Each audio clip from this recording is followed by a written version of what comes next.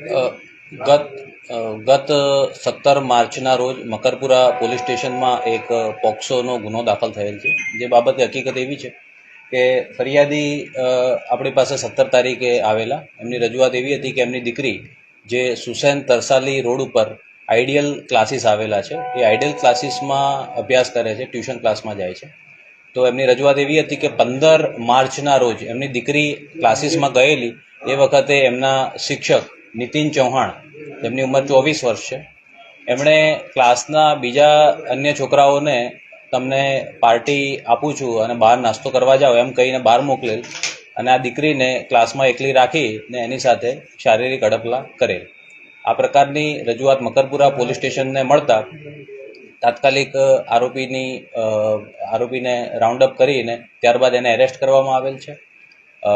ભોગ બનનારનું 164 CRPC મુજબનું નિવેદન દેવા માટે કોર્ટમાં તજવીજ કરવામાં આવ્યું છે, કોર્ટમાં રિપોર્ટ કરવામાં આવેલો છે.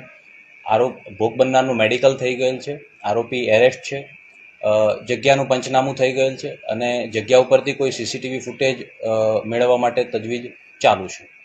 સર, કેટલા ટાઈમથી આ બાળકી આ ટ્યુશન ક્લાસમાં અભ્યાસ